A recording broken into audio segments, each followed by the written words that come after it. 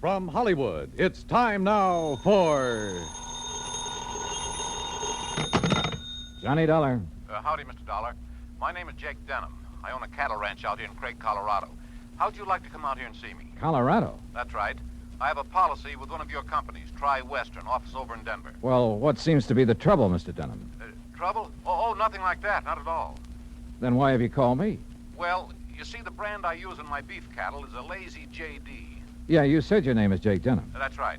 But J.D. is your initials, too. Oh, yeah. Yeah. And the lazy part fits me to a T. But now why have you called me? Well, you see, I listen to your radio program every week. All those insurance cases you handle all over the country. Glad to hear it. And I thought the Lazy J.D. being your initials, too, and all the local color out here, and, well, maybe you'd like to come and get some local atmosphere for one of your stories. Oh, now, wait a minute, Mr. Denham. If you have some insurance matter you'd like me to investigate... Oh, no. I told you why I thought you ought to come. So can you, right away? You sure there's nothing wrong out there? No, like I said, a lot of local color. Nice place to stay here at the ranch. How about it? Well, I've a couple of days' work on some reports to finish up. Then right after that, huh? Well... Good. I'll be waiting for you. Goodbye. Look. And everything's really okay, huh? Goodbye. Mr. Denham, I think you're lying through your teeth.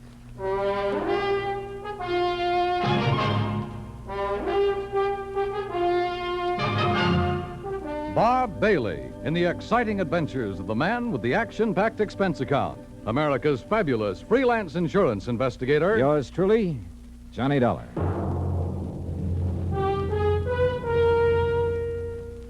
And now, Act One of yours truly, Johnny Dollar.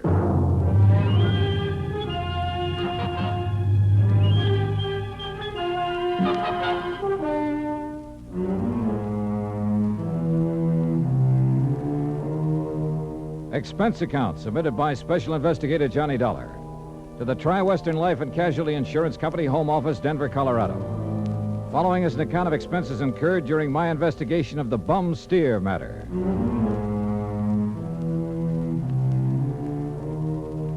Expense account item 1, 370, long-distance call to Hal Versky, my contact at Tri-Western in Denver.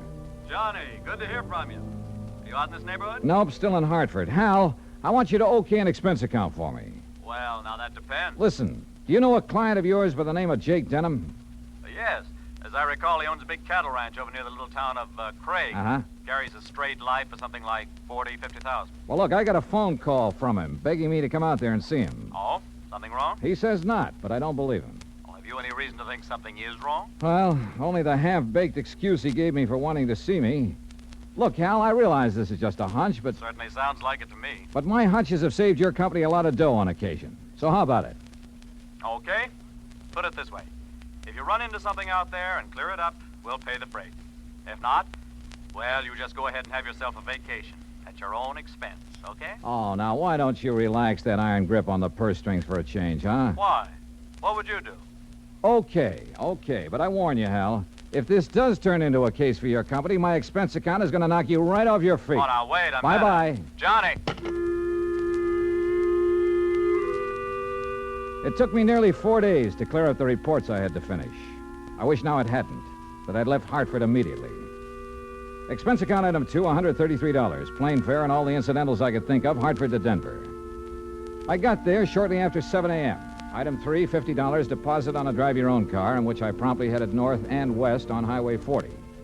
That is, after getting out of the traffic in Denver itself, and believe me, that town has it. The 200-mile drive to Craig was routine, except for the lush green hills, the snow-topped mountains, the vast meadows and forests. Colorful Colorado, they call it, and it sure is. Finally, about noon, I pulled into Craig and stopped at the Cosgrove Hotel for lunch. That's item 4, $350. From the waitress, I got directions to the Lazy J.D. Ranch. About 8 miles south on the Yampa River, just off Route 789. You want some dessert? Oh, no, thanks. This is fine. Hey, you one of the relatives? Relatives? Oh, of course not. You're too late. Too late for what? It was real beautiful, though. Half the town turned out for it, and most of the big ranchers. What are you talking about? Oh, my gosh, it's after 1:30. Look, I'm not supposed to be on duty now, and I got a date with my boyfriend. Well, now, Excuse me, now I wait a gotta go. second. Just pay the cashier in the lobby. Well, but look, Okay.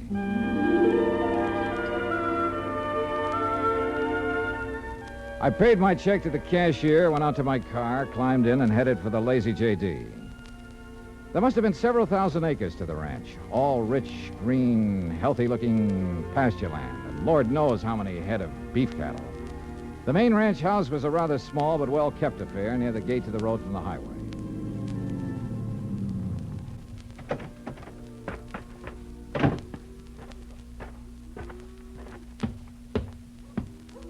And then I saw it. A long piece of black crepe hanging on the doorframe.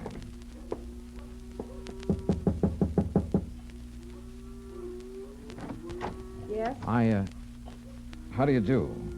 My name is Dollar, Johnny Dollar. Oh, Johnny Dollar.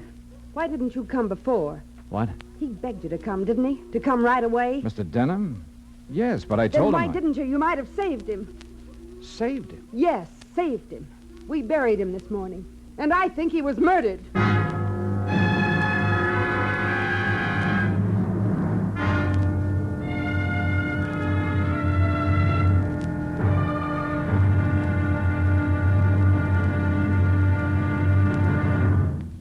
Act two of yours truly, Johnny Dollar, in a moment. The American writer Christopher Morley once wrote, "When you sell a man a book, you don't sell him just 12 ounces of paper, ink, and glue. You sell him a whole new way of life," unquote. Now that goes double when you give, not sell, a book. But the gift of 550 books to little children increases the legacy tenfold. Near the end of 1960, the employees of the Chase Manhattan Bank started a people-to-people program with such a gift to school children of a town in Tanganyika. That's on the southeast coast of Africa. And to give you an idea how the books were received by the children, let me first quote from Francis Bacon. He's an English writer of a few centuries back. He said, "Some books are to be tasted, others to be swallowed, and some few to be chewed and digested." In the past, children in Tanganyika may have done a little tasting and chewing and a little swallowing and digesting. But there's one certain thing. They wound up devouring the books they received from the United States. And they did so much of it that they, the ones in high school anyway, were able to reach the level of English children their age and pass the exams at the same time. That takes a lot of book learning, as they say. Now, the gift of these books from the United States of America may have seemed a small thing to the senders, but the boys in Tanganyika who received them know that they've opened a whole new way of life. They've greatly increased understanding in the classroom of freedom, the right of all men everywhere. And now, Act two of yours truly, Johnny Dollar, and the Bum Steer Matter. The tall, beautiful girl standing in the doorway of the ranch house at the Lazy J.D. outside of Craig, Colorado, was dressed in black. The red about her eyes showed that she'd been crying. But there were no tears in them now. Jake Denham was my father, Mr. Dollar. I'm Virginia. And you think he was murdered? Why do you think he called and begged you to come out here? Any idea who might have done it? Yes, Big Mike Craven. Who's he? He owns the Sea Lucky Star and wants to own every other ranch around here, and he will unless somebody stops him. How did your father die? Anthrax. That's what they said it was. I thought that was a disease of cattle. People, too, if they get infected from the cattle. And that's what happened to your father? That's what they say, but there's no anthrax around here. Our ranch is clean. Look, let's go inside and sit down and talk about this. Sure, I'll talk about it. If only somebody will listen. In here, Johnny. Oh, thanks. Are you, all alone? Now that Dad's gone, he and I ran the ranch. Now it's up to me. Sit down. Thank you. Virginia, were you trying to tell me out there that you think somebody tried to infect your herd with anthrax? What would you think? Who was your father's doctor? Dr. Regis Ross from in town. Who are you? Well, my name is Dollar, insurance investigator. Say, you fellas act pretty fast, don't you? Sometimes. Feeling all right now, honey? I guess so. I told the hands that you're in full charge now. They'll take their orders from you. Or from me. Or from... Sure. Sure, I guess that's best. Thank you, Pete. They might as well get used to it, because after we're married... Look, honey, why wait any longer? I know this is a bad time to talk about Yes, it, but I Pete. also know, and you know, that this is no time for you to try to go it alone. But what about your medical school? I'll give it up. This is a lot more important than... You're a lot more important. Oh, look, Jenny, you've stalled me for a long, long time. I know, Pete, because I... Don't you see I can run this ranch alone? No. You need me, honey, and I'm here to help you. Do you know how Dad felt? Sure. That all I wanted was this ranch. The same as he felt about anybody else who ever came here. Just who are you, Pete? This is Pete Kermer, Johnny, my fiancé, I guess. That's right. Didn't I see a Kermer ranch on the way out here, a small one? That's right, my pa's. He's Carl Kermer. Well, what do you think caused the death of Virginia's dad? Just what everybody says, Mr. Dollar. Galloping anthrax from that Hereford. Then why did he send for Mr. Dollar to come? I'm afraid we'll never know, honey. Well, I do. It's because he knew something was going to happen to him. Where is that steer now? Buried. On orders from the vet and the state inspector. Mr. Dollar. Yeah? You said investigator. Hadn't you better talk to Dr. Ross? Yeah, I guess so. Want to let me have his address? Sure. I'll write it down for you. And, while you're at it, tell me where I can find the veterinarian. And that state inspector, too. Huh? Sure. Why not? When I left them, a few minutes later, Pete was still making a quiet, but I must say effective pitch for Virginia's hand. Expense account item 5 cents for a phone call to the state inspector. He told me he'd never seen the infected steer on the Lazy J.D., that he was confined to his bed at the time. I called the vet's office, and he was expected back shortly. So I sat around the hotel lobby and glanced over some magazines. And then, in one of them, I found an article that made my eyes fairly pop out of my head. Item 6, I called the vet again. He was in. You caught me just in time, Mr. Dollar. I was about to drive over to the Sea Lucky Star Ranch for dinner. Mike Craven and I are old friends. That's so? Yes, ever since we roomed together at college. Oh, I see. I understand you're the man who spotted the anthrax out at the Lazy J.D. Yes, sir, that's right. Just that one Hereford. How it ever got to him, I'll never know. The rest of that herd's absolutely clean. Got poor old Jake Denham, too. You think he became infected from that steer? Well, how else could it be? Galloping anthrax. Just like that. Doctor, where is that steer buried? Do you know? Yes, I had it buried myself. It's some miles out in the far corner of the Lazy J.D. property. Then phone the Sea Lucky Star and call off your dinner date. You and I are going out to take a look at that carcass. Oh, now, just a minute, young fellow. Investigator, did you say you are? That's right. Well, I suppose you have some authority. What I don't have, I can get. Tell me, Doctor, is there some reason why you don't want me to see the carcass of that steer? Oh, no. Well, let's go. Along the way, we picked up two fellows who were handy with pick and shovel. It was almost dark now, so I bought a couple of powerful flashlights at one of the local hardware stores. That's item 7925. It took a couple of hours for the two men to dig down to the carcass of the steer, but they finally exposed one flank of the unfortunate animal. Yeah, so you sure planted this critter deep, Doc. But there's part of him. Give us a few more minutes, we'll have it. No, wait. Huh? Mr. Dollar, come down here into the hole. Sure. Oh, what's the matter, Doc? The color of that carcass. I don't understand this. What are you talking about? Well, this doesn't make sense. The deterioration and putrefaction that always occurs, well, it simply isn't here. You mean it's possible it wasn't anthrax killed this steer?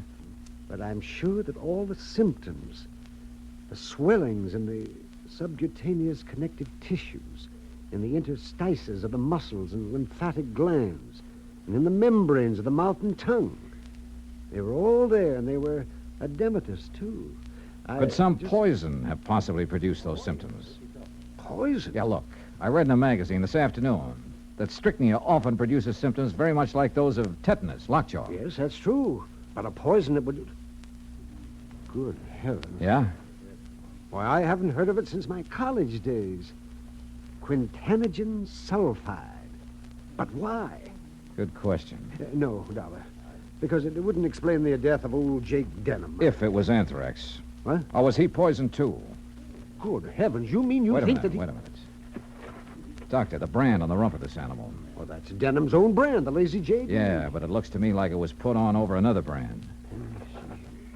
Yes. Yes, you're right. Any way of finding out what the original brand was? No. Yes, Mr. Dollar. The other side, the inside of the hide might show it. Then, Doctor, you got a skinning job to do. All right, hand me my bag there, please. Okay, here you are. Go to it, Doc. Thank you. Oh, That poison. How much to infect a man? well, even a small scratch on the skin could absorb enough to be fatal. No wonder that Dr. Ross... Ross was the one who treated Jake Denham. Huh? Yeah, no wonder we couldn't understand why death came so... Well? Can you see what the original brand was? Yes. Yes, I can. I'm afraid so. Let me hold the light a little. Oh. I see. But I can't believe it, Mr. Dollar. Pretty clear, though, isn't it? See Lucky Star. Act 3 of yours truly, Johnny Dollar, in a moment. A couple of 1,000 years ago, the ancient sage Diogenes remarked that all things are in common among friends. Well, he didn't mean that only material goods were in common among friends, but that they shared their troubles as well. For a long time, the United States Armed Forces have been a friend in time of need, during fires, floods, and pestilence all over the world. Many peoples of the earth have come to believe in the friendship which the U.S. military personnel have spread for so many years, and the calls for help they answer in time of personal emergency, a response which has always been immediate. Not long ago, a Korean Buddhist nun was suffering from beriberi, an advanced form of acute malnutrition. But she was living in an isolated monastery deep in the Korean hills and valleys. Her sister nuns contacted the nearest Army Signal Corps relay station, and wheels began turning. In no time, an Army helicopter landed at the station's helipad. American soldiers carried the stricken nun to the copter. She was flown to a waiting ambulance and whisked away to the hospital. Her recovery was rapid, thanks to the United States Army, her newfound friends. Army helicopter men helped in many other ways. Over the 108 islands of the Ryukyus that spread from southern Japan to northern Formosa, Army helicopters are constantly whirling their blades as they hop from one island to another on missions of mercy. They bring food donated by American women on Okinawa, or they bring vital medicine to save a life. They also bring friendship and understanding and freedom, the right of all men everywhere. And now, Act 3 of yours truly, Johnny Dollar, and the Bum Steer Matter.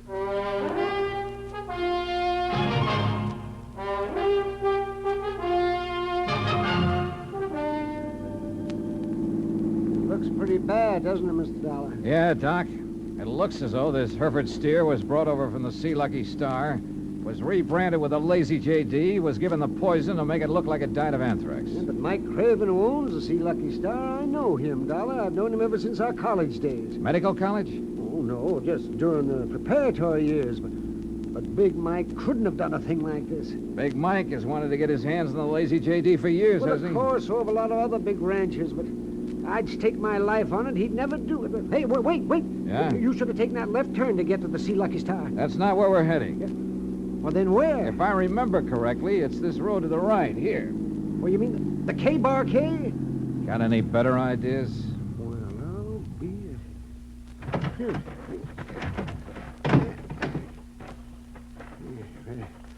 The ranch house is dark. It won't be for long.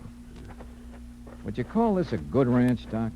No, old Carl has been just a hanger-on. He hasn't made the place pay for quite some... What's going on out there? Who is it? Johnny Dollar, Pete.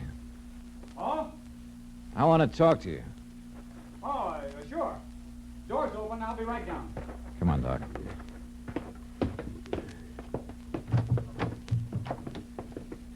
Let's see if I can find a light switch. This flashlight will do. And we're going on upstairs. Huh? Wait down there. I'll be right down. We'll be right up. Well, now, wait a minute, if you don't mind. Wow. Nice place you have up here. Look, I asked you to wait down. Dr. Cummings. I'm sorry, Peter, but this... How'd you make out with Virginia Denham, Pete? Convince her to marry you? That's none of your business, Mr. Dollar. Now, just what do you want? Pretty nice ranch to get your hands on, that lazy J.D. I beg your pardon. Combination bedroom and study, huh? As Virginia told you, I've been going to college. Yeah, medical school. Nice set of books you have here. Of course, I'll have to give that up now. Oh, you're going to have to give up a lot of things. What? Where did you get it, Pete? What was the name of that stuff, Doctor? Quintanogen sulfide. What do you know about... Well, I don't know what you're talking about. then why the marker in this book on toxicology? Marker? That was a foolish thing to do, Pete. A dead giveaway. Yeah, I told you. I don't know what you're talking about. Yep, right here. Quintanogen sulfide. I had never heard of it. You're lying, Pete. No. Giving it to that Hereford was probably a cinch. Listen, you... But how did you give it to Jake Denham? Dollar, that's something you'll never live to know. Oh, look, now wait a minute. Put the thing away. No! Now stand back! I said look out, you... Stop! Oh, thanks, Doc. I guess he'd forgotten all about you until you landed that chair on his head. Yes. Now, I suppose I'll have to patch this...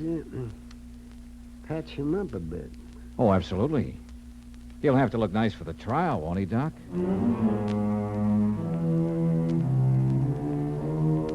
Expense account item 8, $55.95. Living expenses in Craig while waiting for the autopsy on Jake Denham. And yes, the same drug was used on him as on the Hereford steer. A small bottle of the rare drug was found in Pete Kermer's trunk. So Pete's not only lost a chance for a nice ranch, but for living very long. Expense account total, including incidentals and fare back to Hartford, $618.50. On second thought, how's about just sending that check to the community chest? Then I'll feel a little better about this case. And about myself, too. Yours truly, Johnny Dollar.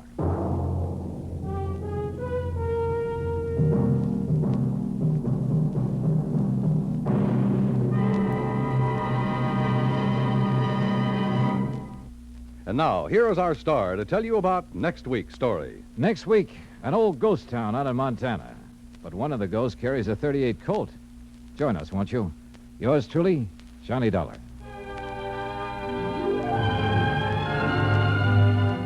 Yours truly, Johnny Dollar, starring Bob Bailey, originates in Hollywood. It is produced and directed by Jack Johnstone, who also wrote tonight's story. Heard in our cast were Virginia Gregg, Gene Tatum, Will Wright, Jack Edwards, Howard McNear, Sam Edwards, and Forrest Lewis. Be sure to join us next week, same time and station, for another exciting story of yours truly, Johnny Dollar. Dan Cumberly speaking.